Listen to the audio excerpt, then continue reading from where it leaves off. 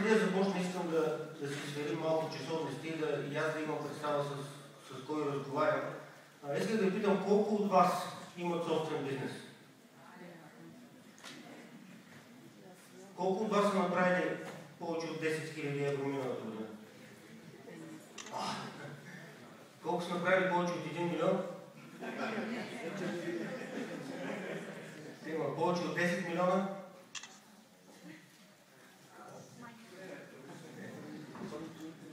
Има ли някой от вас, който си мисли, че в рамките на следващите 3 години ще направи 10 милиона печалба?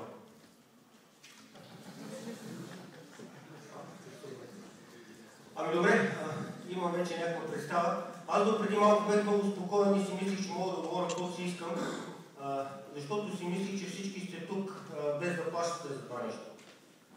Преди 2 минути обаче Миро ми каза, че сте плащали. Аз вече съм много притеснен, защото трябва да си заслужим парите, които вие сте дали. Затова ще внимавам много повече какво говоря.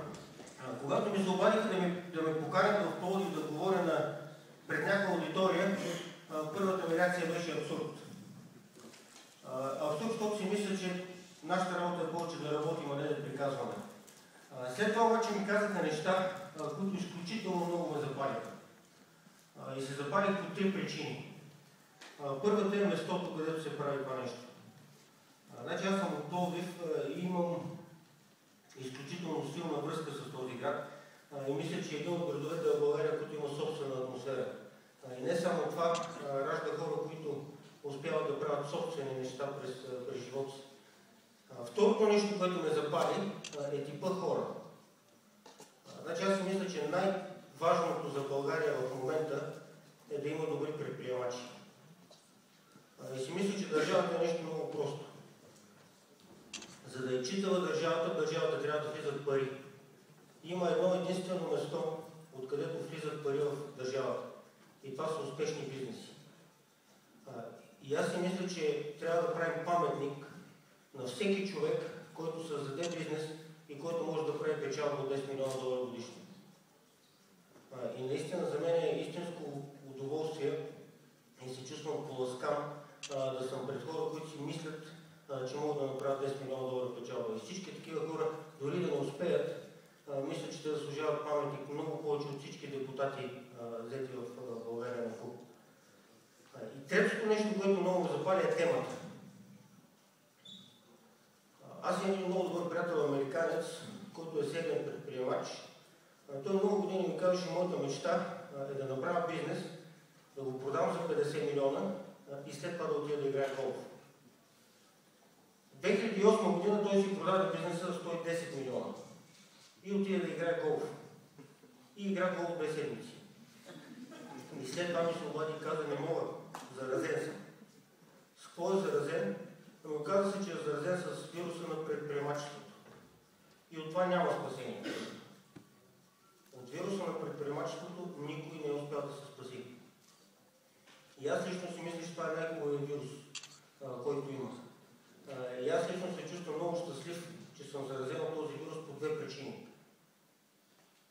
Първата и основната причина е, че мисля, че това е най-хубавата работа на света. Мисля, че да си предприемач е най-хубавата работа на света. В нея има всичко, за което човек може да си помечтае. Има креативност, има идеи, има цифри, има пари, има организация, има ноу-хау, има хора. Няма друга работа в света, която може да комбинира по-добре всичко.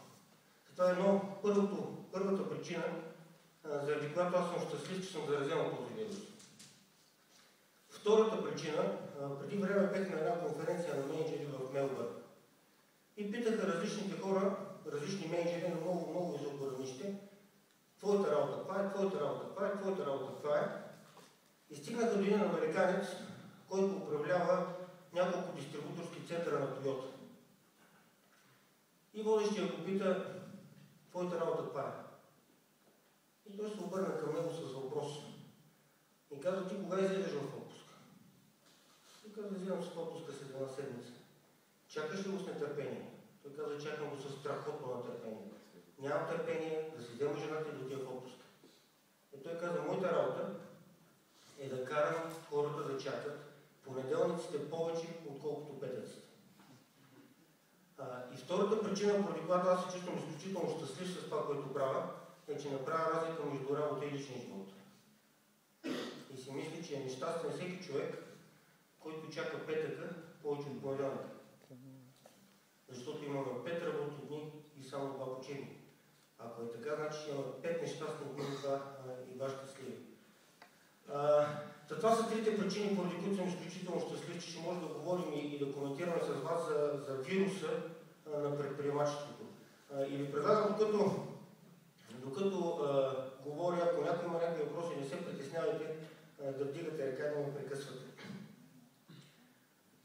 Какво според вас е предприемач? Някой има ли негова дефиниция на предприемач? Човек, който не се страхува да поема рискове. Не разбрах, не видях какво казва. Не се страхува да поема рискове. Не се страхува да приема рискове. Друго? Човек, който се наложи иновативна идея. Иновативна идея, да. Друго? Човек, който не се страхува да мечтае и да следва мечтата.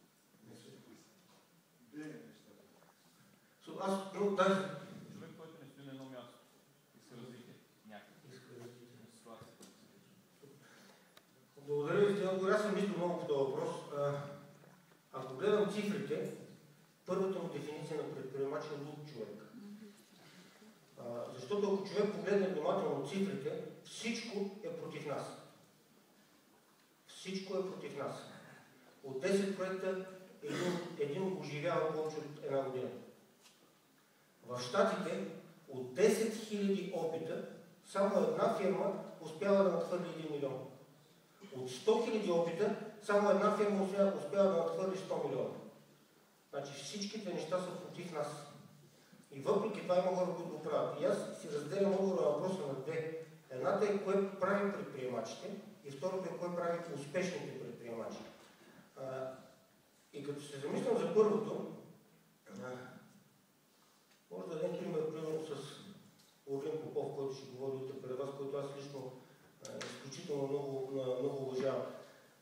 Първото условие на предприемачеството е хората да виждат идеи, да виждат възможности. Но това е лесно. От 1000 човека ви гарантирам, че 500 виждат възможности. Това е абсолютно лесно, но за съжаление не е достатъчно. Оттам идваме на второто. Тук сме останали от 1000 само на 500 човека. Следващото условие е тези хора да повярват, че тази възможност може да се случи. Тук от 500 сме останали на 250. Третото необходимо условие човек да стане предприемач е не само това да може да се случи, но то да му се превърне в мечта. От тук сме останали от 250 на 10 човека. И третото, може би най-трудното, това, което някой каза тук за смелост, мечти имат много хора, но много са малко тези, които казват, аз съм човек, който мога да направи това нещо. Аз с това нещо ще се справя. Говорих с 10 човека, от 10-9 ми казват, ти си луд, всички казват, няма да успееш, всички казват, не си губи времето. Аз съм видял тази идея, аз вярвам в нея и аз съм човек, който ще направи. И според мен това са 4 компонента, които са изключително важни, за да може човек да се пробва като предприемач. Да се пробва. Не казвам да е успешен, защото там нещата придобиват по-друго измерение. И аз, когато си мислих за какво да ви говоря, реших, че по-добре да не ви говоря за университети, за Кембридж, за Харвард, за лекции, да не ви говоря за големи корпорации, за Shell, за McKinsey, за големи проекти, да не ви говоря за големи инвестиции, а бих предпочел да направя нещо друго. Ще ви разкажа няколко лични истории, които за мен са много лични, които са ме научили неща, които за мен са важни. И това не са истории, които съм прочел по книгите, не са неща, които съм научил от други хора, а са неща, които са ми се случили на мен.